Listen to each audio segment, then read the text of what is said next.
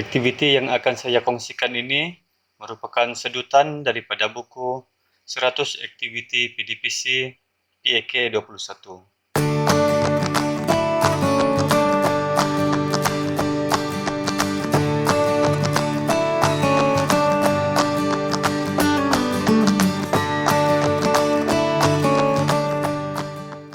Okey, kali ini saya kongsikan satu lagi aktiviti PDPC dalam kelas yang diberi nama Peti Misteri. Untuk perkongsian ini, saya akan terangkan bagaimana aktiviti ini dilaksanakan dahulu. Selepas itu saya akan terangkan bagaimana setiap elemen PK21 dan KEBAT itu diterapkan dalam aktiviti ini. Okey, untuk aktiviti ini, keterangan aktiviti ini ya, pelajar akan diberikan satu baton. Apa baton itu nanti saya akan terangkan kemudian. Dan diberikan isyarat untuk mengedarkan baton tadi.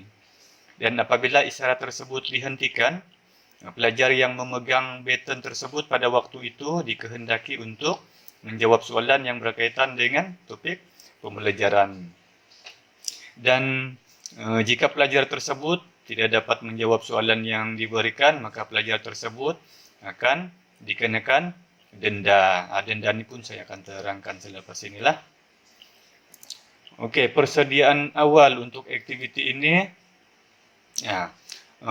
guru menulis sebanyak mungkin soalan pada kertas yang berasingan, dinomborkan dan diletakkan di dalam satu bekas. Ataupun soalan itu juga, ini lebih baiklah disediakan bersama oleh guru bersama dengan pelajar.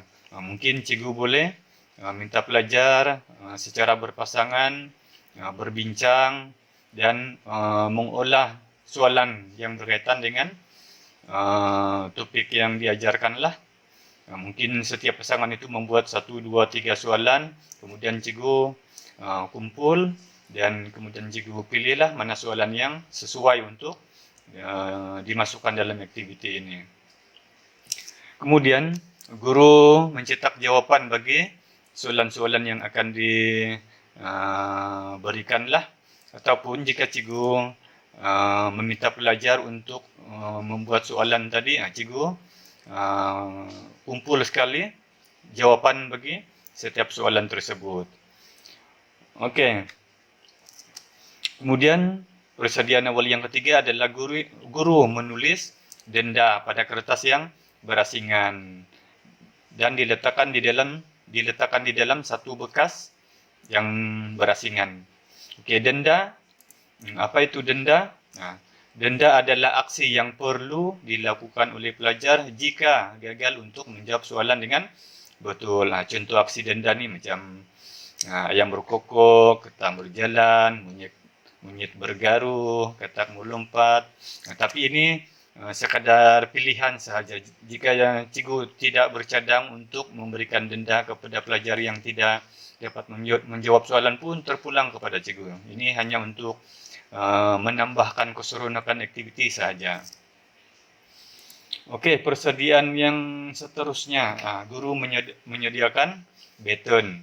Okey, baton adalah apa-apa benda yang boleh diedarkan oleh pelajar mengikut susunan pelajar semasa isyarat dimainkan. Baton ini apa-apalah, macam pemadam papan tulis, pen, marker atau apa-apa benda lain. Ini. Okey. Bekas sebenar yang mengandungi soalan tadi tidak digalakkanlah untuk diedarkan bagi mengelakkan daripada terjatuh dan berselerak semasa diedarkan. Biasa pelajar ini apabila mereka tergesa-gesa mengedarkan kotak itu nanti, mungkin kotak itu boleh terjatuh. Okey, yang seterusnya guru menyediakan isyarat. Isyarat ialah muzik atau apa-apa bunyian lain yang boleh dijadikan sebagai isyarat untuk baton diedarkan. Mungkin cikgu boleh gunakan bunyian dari telefon sendiri, mungkin cikgu ambil apa-apa lagu ke dari YouTube ke, itu terpulang kepada cikgu lah. Okey, cara pelaksanaan. Okey, pelajar dibahagikan. Okey, yang untuk aktiviti ini saya ada buat sedikit ubah suai ya. Pelajar dibahagikan secara berpasangan. Cikgu minta pelajar untuk mencari pasangan masing-masing, 2 atau jika ada lebih, boleh 3 orang lah dalam satu kumpulan. Kemudian ruang tengah kelas diluaskan, iaitu kursi meja disusun di bagian tepi, ataupun cikgu buat aktiviti ini di luar kelas, di gelanggang, bola tampar, bola keranjang, atau di dewan atau di mana-mana tempat yang sesuai lah. Okey, pelajar dari kumpulan yang berlainan. Okey, untuk aktiviti ini pelajar yang berpasangan tadi akan berdiri membentuk satu bulatan seperti ini. Contohnya pelajar ini dengan pelajar ini adalah dari kumpulan yang sama. Mereka berdiri bersebelahan. Mungkin pasangan lain, mungkin pelajar ini dengan pelajar ini 2 orang. Mungkin jika ada 3 orang, mungkin pelajar ini dari kumpulan yang sama 3 orang. Mereka akan membentuk satu bulatan atau 4 bentuk persegi ke. Terpulanglah. Okey, yang seterusnya guru memainkan isyarat untuk button diedarkan. Cikgu mainkanlah isyarat tadi dari telefon. Sewaktu cikgu memainkan isyarat tu, mungkin cikgu tulis tempat lain lah untuk supaya macam lebih adil lah. Cikgu tidak nampak di mana kotak itu sedang beredar. Okey. Selepas itu pelajar akan mengedarkan button kepada pelajar di seterusnya mengikut satu arah lah. Dalam barisan mengikut satu arah, ke kiri atau ke kanan. Yang itu terpulang kepada cikgu lah.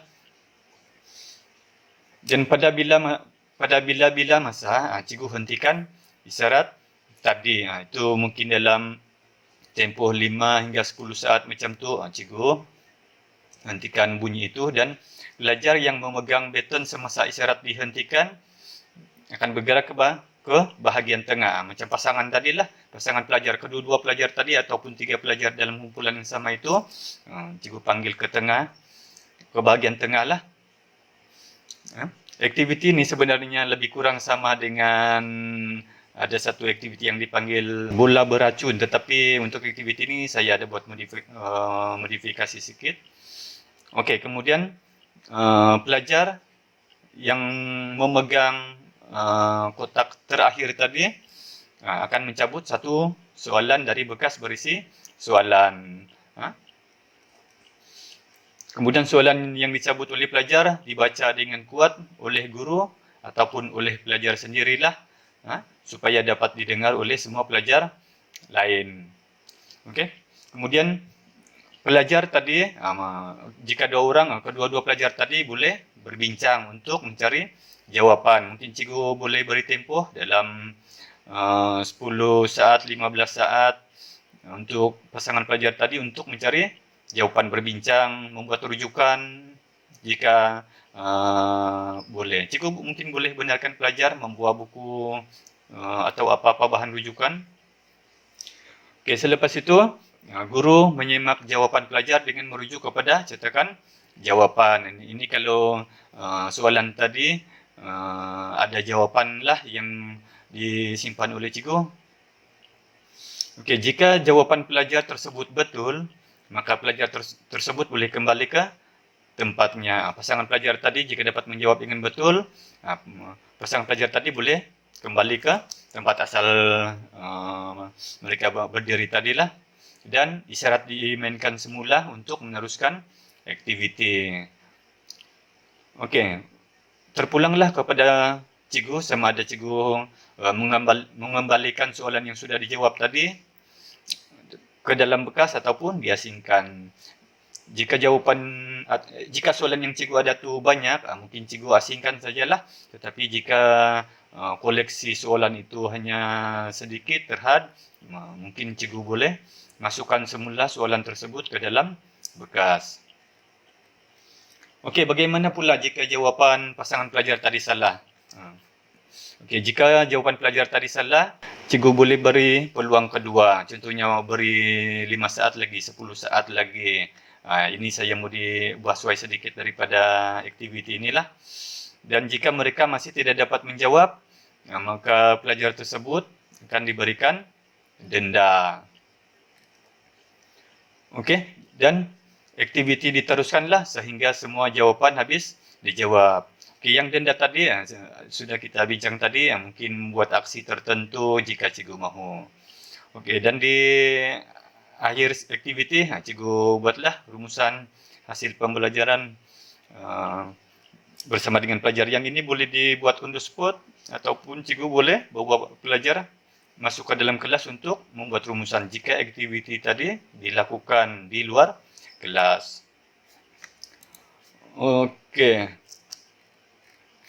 Okey, sekarang saya akan terangkan pula bagaimana semua elemen PAK 21 dan KIBAT ini diterapkan dalam aktiviti tadi. Okey. Elemen PAK 21 yang pertama, komunikasi.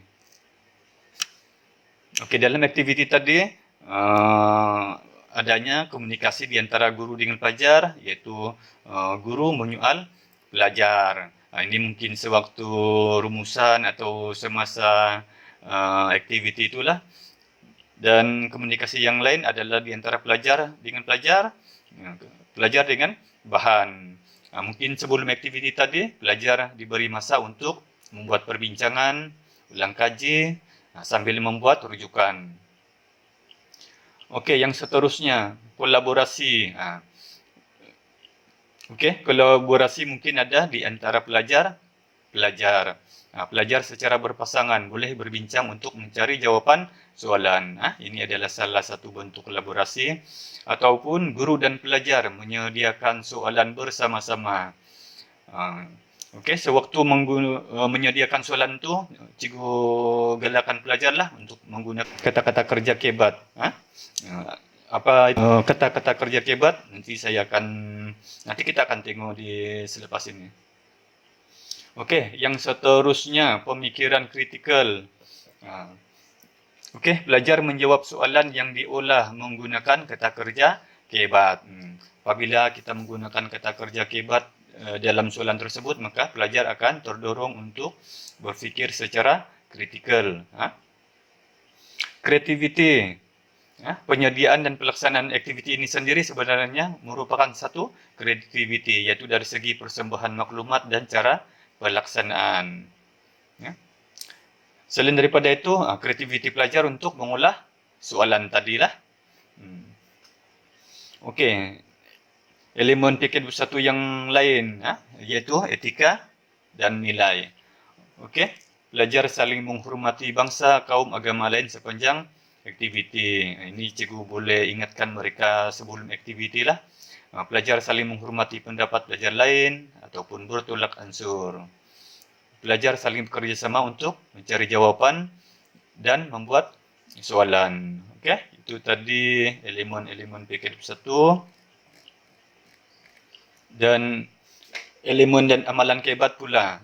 Ini pun cikgu boleh ingatkan di awal aktiviti, iaitu cikgu menggalakkan pelajar untuk menyoal, memberi cadangan penyelesaian atau membuat keputusan. Dan guru sebagai pemudahcara, cikgu biarkan pelajar membuat kebanyakan aktiviti tersebut. Dan cikgu melibatkan pelajar secara aktif. Pelajar membuat soalan secara berpasangan, pelajar menjawab soalan membuat dan menjawab soalan secara berpasangan lah, dan juga teknik penyoalan. Okey, untuk cara penyoalan ini pun cikgu gunakan kata kerja pemikiran aras tinggi. Okey, ini mungkin sewaktu merumuskan isi pelajaran. Okey, contoh-contoh kata kerja. Ini adalah kata-kata kerja KIBAT untuk aras 5 dengan 6 dalam Anderson itulah. Okey, menaik taraf, mengubah, merancang, dan yang lain-lain lah. Cikgu pilih mana yang sesuai untuk aktiviti ini. Contohnya, merumuskan. merumuskan. Cikgu mungkin sewaktu penutup PDPC itu, cikgu minta beberapa orang pelajar untuk merumuskan isi pelajaran yang dibincangkan pada hari itulah sepanjang aktiviti tadi. Atau pelajar memberi alasan, atau pelajar membuat kesimpulan, atau pelajar meramalkan. Ini terpulang kepada cikgu. Cikgu pilih mana kata kerja yang sesuai. Aktiviti itu tadi disedut dari buku 100 Aktiviti PDPC DK21. Jika cikgu inginkan lebih banyak perkongsian video-video seperti ini, sila like, subscribe, dan tekan butang lonceng. Sekian perkongsian untuk kali ini, dan semoga perkongsian ini bermanfaat kepada semua.